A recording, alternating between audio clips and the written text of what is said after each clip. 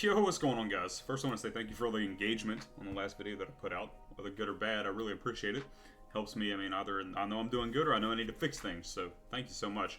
Anyways, foundations, right? There's a lot of really sweet decks, but I don't know what happened. I feel like people have just forgotten the Caretaker's Talent is like this incredible fucking card, like insanely good. And then Eurobreast 4 is just like it's not played as much anymore.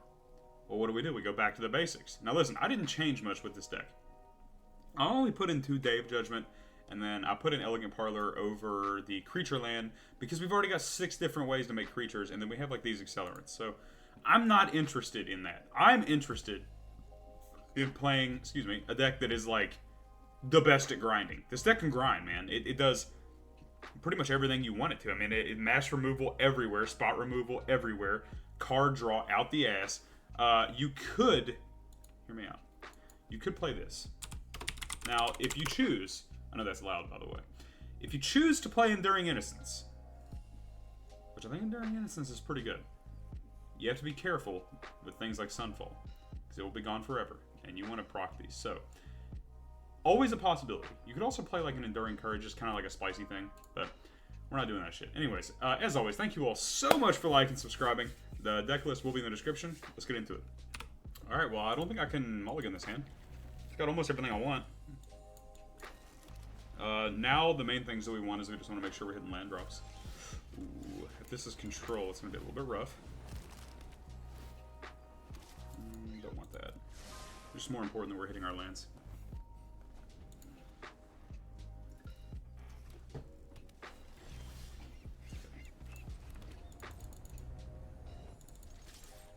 Go in.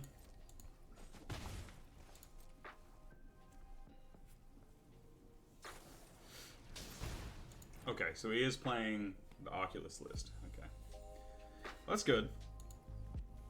Can be a pretty hard matchup, especially if he has a lot of counter magic. So we're going to try to scry here. I mean, we have 2 different chances to hit a land. I wouldn't think that we're far off of like having lands. I mean, we've scryed twice, drawn, all that, so kind of see here. Oh wow, he's land screwed, huh? Alright. Land? Ooh, that's not great for us. Alright, we're gonna knock the top.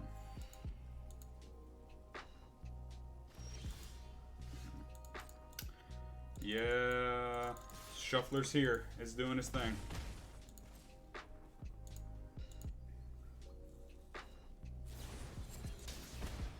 That's good. Okay, so he does get another pick lock.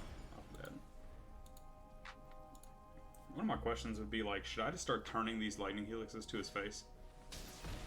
In the event that like he's not playing creatures? I think so. Try to put a little bit more of a clock on him, especially if he's taking all this damage. I think it's probably wise. Yeah, and he's missing land drops too. I think I'm gonna go ahead and do that. Probably best. Land would be the best thing I can draw here. Untapped land. That is good. We will take that for the good boys back home. Alright. Plus it up. So I don't have an issue with negging it next turn, making this guy an angel, give it a little bit more pressure. But I'm trying to fight as big of a grind game as I can against these types of decks. Their life total's pretty important, but... Oh yeah, that's good. It sucks so much that I can't like respond to that. I'm gonna let him do this. I don't want him to see what I'm doing yet, so... We'll draw. Okay, 5th land's good. Let's go ahead and kill this right now. I think I'm going to go ahead and make this an angel.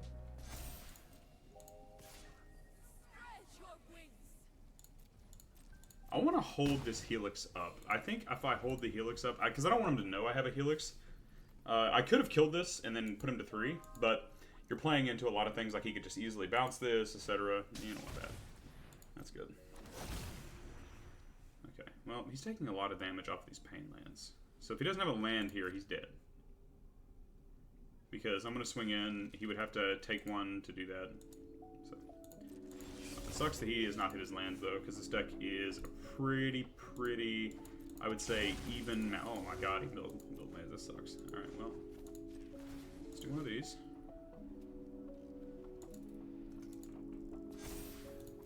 Okay, we only need for one of these I guess technically we don't even need one to go in.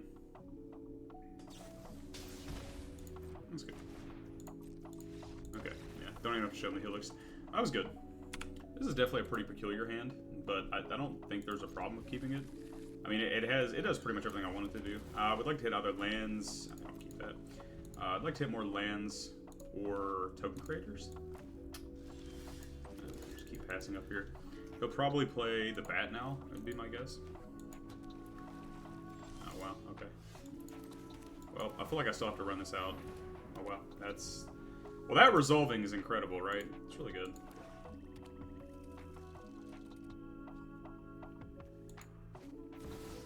Okay, Gix has to die, for sure. I think the move is... I don't have any token.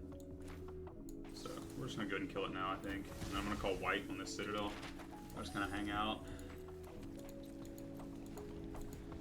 I'm trying my best to bait out, like, a bat early.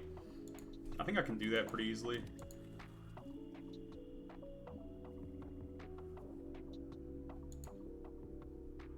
It's crazy, he's just not doing anything. I mean, we're not drawing anything, though. We're just drawing lands and interaction.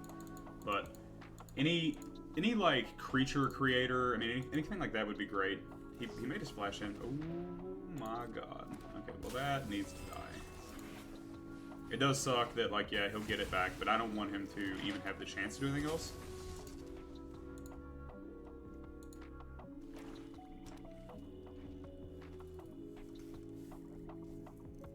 Curiosity is just, it's such a strong card. I think a lot of people just kind of overlooked it and didn't really realize, like, the true power of that. This carrot cake is pretty great for us. Alright, I'm happy with that. I don't want that, though. So we'll draw. Okay, I don't want to do anything else because I want to activate this and I want to draw more cards. You could play the Caretaker's Talent, but I think it may be a little bit bad to do so. I'm just gonna pass, and I'm going to block this when he goes to do it. Whenever he goes to attack, I don't really want to have to deal with it. I have an interesting choice here where I can torch the tower, sacrificing this token, and if I do that, he won't get to explore, and this kind of fumbles his attack. So I think that's probably the best thing to do. Worst case, even if he does go to, like, counter this. I can still activate Carrot Cake. I'll draw a card. I'll have a blocker. So it's pretty good. I don't... Well, that doesn't matter at all. What is he doing? Oh, man. That's exactly what I want. Yeah. That is exactly what I want. Here's where the advantage comes in. So I'm very happy with that. Because next turn, we get to... say, for example, like we play something... we get to Carrot Cake this turn, and then we get to Fountain Port, activate this for 1. I mean, it's really good. Like, we're in a very good position here. Okay, don't care about your cut down or your go for the throat, that's fine. Okay, this is pretty great for us. So, he will be able to draw a card, which is very good, but I think the best thing to do here, let's just go ahead and slam this. I'm gonna make a copy of this, and then I think, because we're gonna draw 2, we'll draw another one after that. I mean, yeah, we're doing pretty solid here.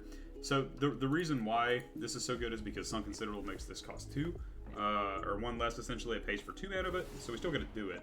I will do this in response though. I don't really want to have to deal with this. So I'd rather draw my cards now, I think. I mean, pretty obvious, right? But next turn, so long as he doesn't have Counterspell, we get to Sunfall, which is great. And that might just be enough to win the game.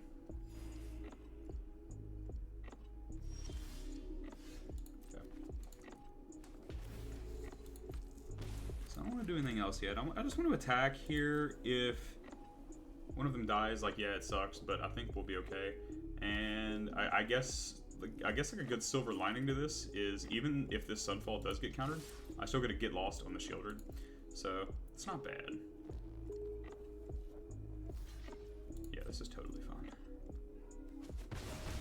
Alright, so you could say, oh, well, let me level 2 on this one to draw, but I'm going to go ahead and make a token anyways off of this. So it's better to go this way, because I'm still going to be drawing 2, so long as he doesn't counter it. Yeah, that's great for us. It's actually incredible for us. Well, alright. So, and if you notice, we still have complete access to fountain porting on his turn, so 2 more cards. It's just a value machine, man. It's so hard for like these mid-range decks to like really keep up with what it's doing, because I'm just drawing like 2-3 cards a turn, like every turn cycle, like their turn, or not every even turn cycle, like even on their turn I'm drawing multiple cards. So it's just such a strong like way to play against these. Now when you play against like big aggro stuff, I mean, yeah, it's pretty rough, right? You can definitely get messed up, but against these mid-range decks, I really like how this deck is feeling. It feels just very strong. We're kind of getting to like a critical mass here of these where you're not going to need this many. I think I want to go ahead and bring this up to level 3. I think that might be best. So I want to go ahead and play a land here. Put down a Plains is fine. Let's level 3 this. And then I have the chance. I think I'm just going to go ahead and make a copy of this too. I'm going to draw 2. You know, like obviously good, but we're getting to the point where we have so many cards in hand, I'm not really concerned about anything. It would have to be like kind of shocking for him to do something now. But we'll go ahead and pass, and then we're going to discard, I think, 4, I believe. Yep. 1, 2, 3. I don't need another one of these, and I'm just going to pitch this too. I think this is fine. I don't think I need 2 fountain ports now. So we do have like instant speed kill spells too, if necessary. This is fine. And I'm probably not even going to make a token with Fountain Port at end step. Like I can, but I can also just go like Virtue of Lily, animate this, and put him on like a huge clock. And like he has to like really start doing stuff. I don't care about any of this. This is fine.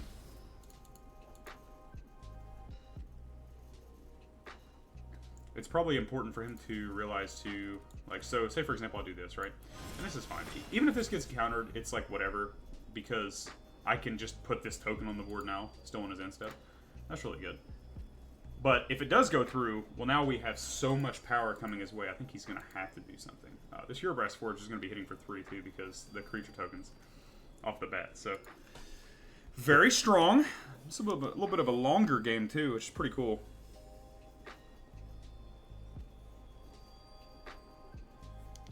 I don't know if he has a response for this. He probably does not. Probably does not. I mean, this deck, like his deck would be great against like these other like littler mid-range strategies and even like aggro stuff. This deck would be really good, but just got too much stuff going on, man. I'm drawing 2 cards on my turn, 2 cards on your turn, hitting all my land drops. I have all these board wipes. I still think Sunfall is worth playing in this deck, not only because you get to make a token, which can become a big threat, but also like some things you want to exile, like this shit. Like you don't want to have to deal with this card. This card is so strong. All these like enduring cards are just insanely strong, and dealing with them is not fun. So I think Sunfall is still great to play. Now, Day of Judgment at a 2 is still like, I mean, I'm with that 100%.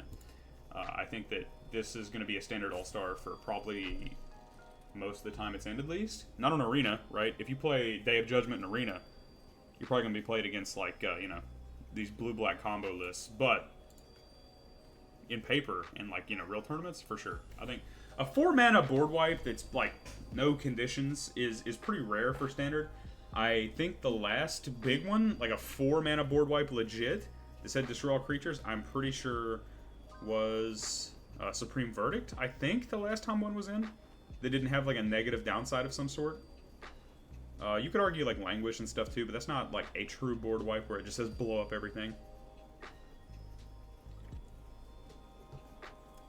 But I'm guessing he is not happy right now. I'm probably going to concede. I'm probably already conceded, and we're just getting roped, which is fun.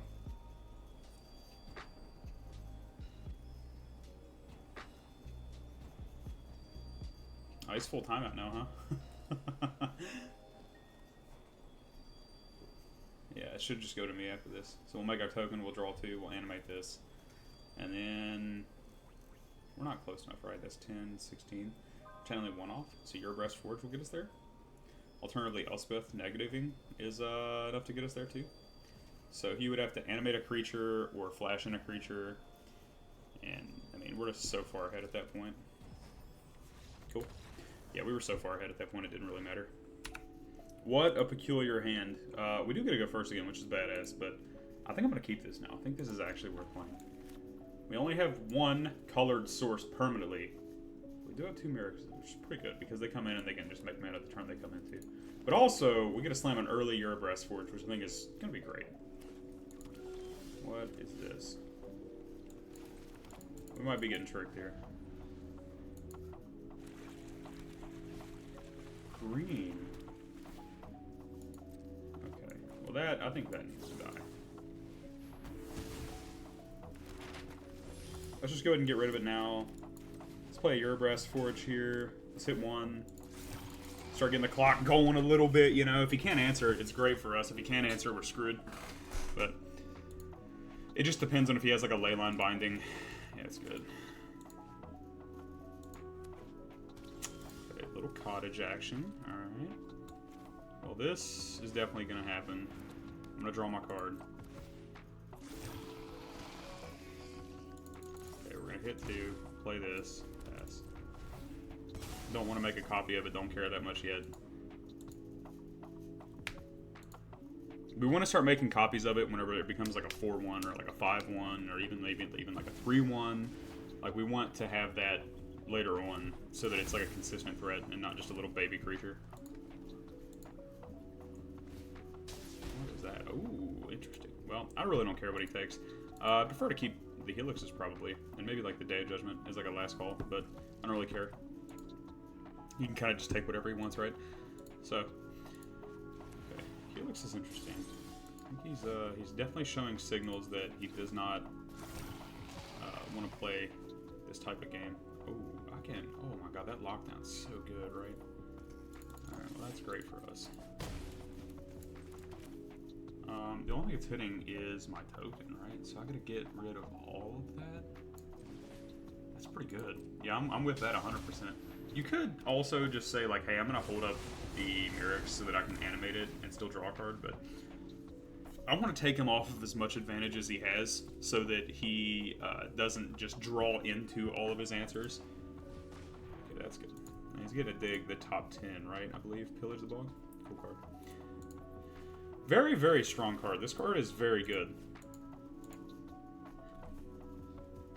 Yeah, he's got the Forge answer. Yeah, it sucks. Sorry about that. That helps him out a lot. Okay, well, I think the first move is let's go ahead and draw a card.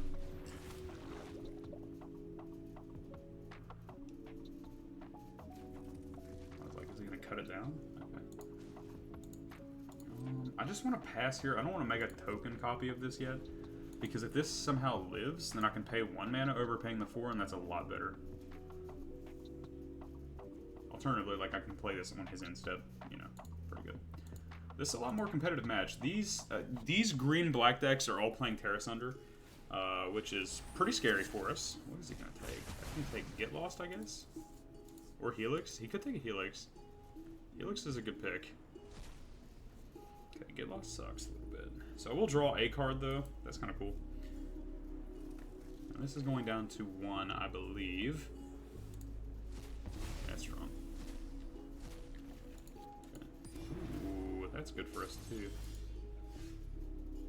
Okay.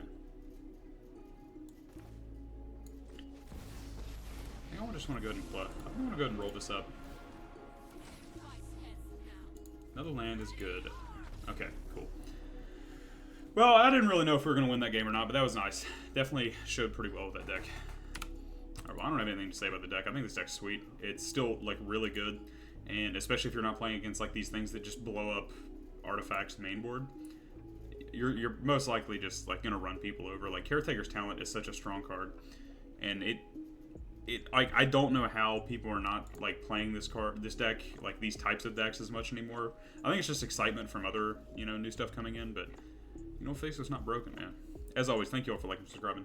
I'm Big Chin Gaming. You have a good one.